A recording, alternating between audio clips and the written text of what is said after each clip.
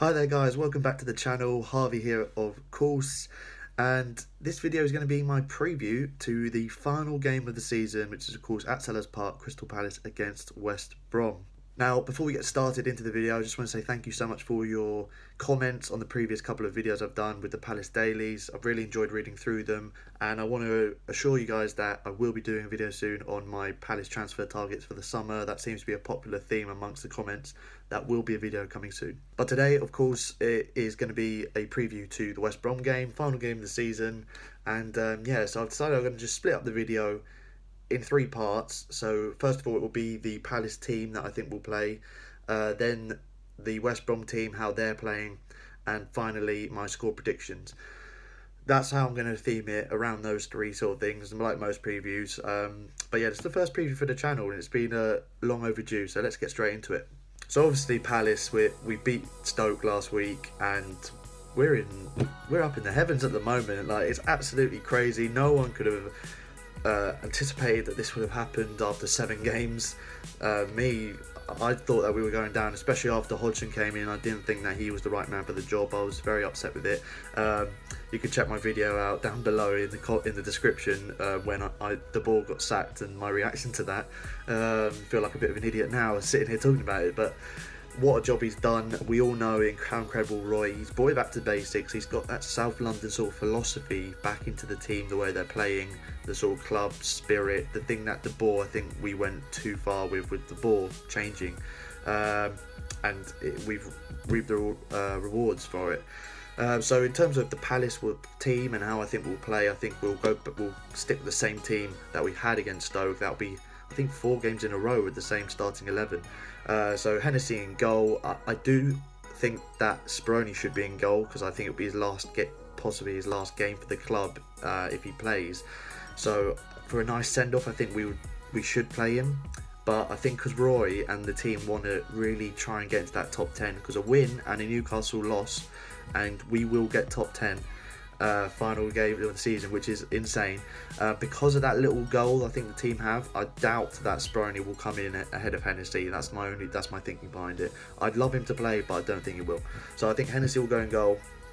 Joel Ward is injured, so I think Aaron Wan-Bissaka will come in at right back. Centre-back partnership of Saka and Tompkins. I think it's 13-14 games that they played together for Palace, because both of them get injured quite a lot, and in all their games, whenever they've played together at centre-back, a stat that most of you will probably know, we've never lost with them at centre-back. It's an insane statistic, so hopefully that continues on Saturday against West Brom. So those two at centre-back, Saka and Tompkins.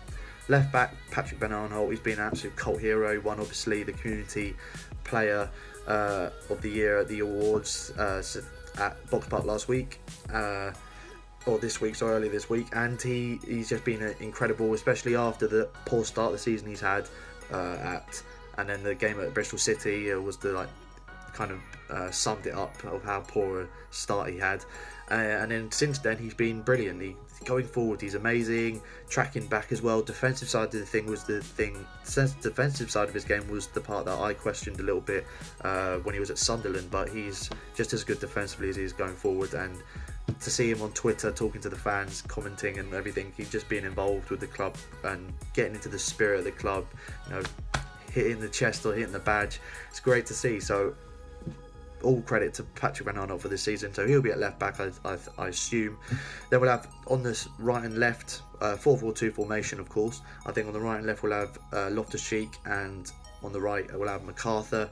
Both of them are central midfielders. They're not really wingers or wide midfielders, but they put themselves into the role brilliantly. And Hodgson, to be fair, the only reason he's put them there was when we had all those injuries back around Christmas time, up to 13 injuries to the main team. He was experimenting with putting those midfielders out wide, and they've done a great job out there. And in this little run we're having at the end of the season, they've been brilliant. And so I wouldn't change anything there. So I put them both out wide again, and of course Cabaye and Luke in the middle, and of course it could be Cabaye's last game, so hopefully he has a good one. And up front, Zaha and Townsend. And what can I say? I think Townsend's one of the most underrated players, not just in our team, but in the league. he doesn't get that many goals and assists, and that is a part of his game that he has said before, or earlier in the season in an interview, that he's a bit disappointed about that he hasn't scored or assisted more to help the team. But the job he does off the ball, everything bar that, he's been brilliant, and half of the results we got this season would not have been possible without him. So he's been brilliant, and Zaha, you know what everyone thinks about Zaha, player of the season, and I can't speak highly of him. And there will be a video soon on what I think will happen with Zaha in the summer window, so be sure to tune in for that one. So that'll be my Palace lineup. How I think the game will go with Palace, I think we'll play the same sort of style that we did against Stoke and in the previous games. Why change it? I mean, West Brom, playing West Brom, it might be a good idea to play Benteke or Sorloth and have a physical person up front. But we found that playing with the two in the middle, especially up against teams like when we played Brighton, and they're expecting to be defending, the two centre backs are expecting to be defending a target man, the likes of Evans and Macaulay, you know, and Hagazi, they're looking to mark the target man. So the fact we've been playing with basically two false nines, two wingers, inside wingers that have dropped back to false nine and play everywhere, they don't really have a position. It really confuses teams, and it works brilliantly against teams that set up to play against the target man, which West Brom I think will do, which is why I think it's perfect to play with Zaha and Townsend up front, bamboozle their defence a bit, and hopefully see us score some goals whilst having that defensive rock at the back with Sacco and Tompkins. So I think we'll play very similar to what we did against Stoke. Hopefully a better first half, because we were poor against Stoke in the first half, woke up in the second half and were brilliant. As long as we put the pressure on, last time we game of the season, it's going to be a party atmosphere. I can't see the players disappointing us. Moving on to the West Brom side of things, they're obviously unfortunately down, and I'm going to leave a link to Connor's channel in the description. Connor's the guy he makes West Brom Fan TV, and he's also the West Brom vlogger for 90 Min. So I'll be meeting him on Sunday, tomorrow for match day, for 90 Min's vlog. And I do feel for him, because he's a really nice guy, and West Brom, as though it's kind of like the team that everyone associates the Tony Pulis and the, you know, awful boring football, like tough physical team, not really an attractive style of football. And Darren Moore's done a fantastic job, and I think that he should stay at the club, in my opinion, for West Brom, because he deserves a chance. He's been unbelievable what he's done. Manager of the month for April, of course. And looking at the West Brom team now, they'll set up, I'm sure they'll play with their similar, like 5 at the back, or with 3 centre backs, Evans, Dawson or Macaulay, and Hagazi. It seems to be working very well for them. Just set up with 2 banks and really be compact and hard to break down, like against Spurs, and they nick a winner 1-0. I think they'll try and do the same sort of thing away from home, have a good send-off for the fans, like hopefully get a win and, you know, see their Premier League season off on a high. So I think that's how they'll set up. Key men for them to watch out for would be Rodriguez and Rondon.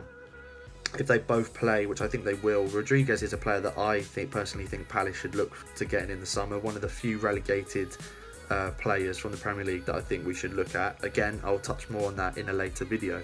But him and Rondon, their link-up play has been brilliant. I think for Rodriguez to score the amount of goals he has in a relegation team has been very good. And Rondon is just a threat up front with, obviously, his physical presence, his aerial domination at times, and he scored a couple of goals against us in the past. Last season he scored against us opening day, so he has scored against Palace, and he's just a handful. So I think those are the 2 danger men to watch. So those are my thoughts on the game. I hope you enjoyed this little West Brom Palace West Brom preview to the game tomorrow. For my score prediction, guys, I'm going to go with my prediction I gave in 90 Min's fans preview. Again, I'll leave a link to 90 Min's channel in the description below, so you can go and look at that as well. But I predicted 3-1 Palace. I think party atmosphere at Selhurst.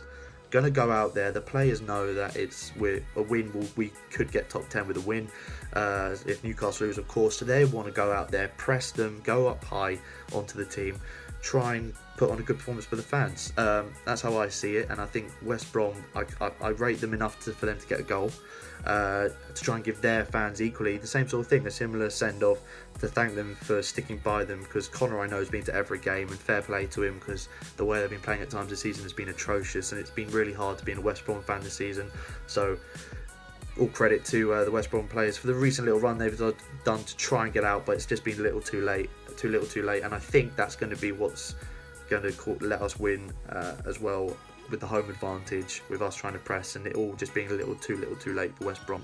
But that's it, guys. Thank you for watching. Let me know your thoughts down below in the comments on how you think the game will go, the lineups, the teams, what will happen. And also let me know how you thought this preview went. Obviously, I've not done one before on the channel. Let me know if there's anything I should do, shouldn't do, or if you think that it was a really good first preview. Yeah, I'd love to know your guys' thoughts. And more Palace dailies coming soon, more video ideas, including those transfer targets for the summer. So thank you guys for watching. Like, share, subscribe if you haven't already, and I'll see you next time.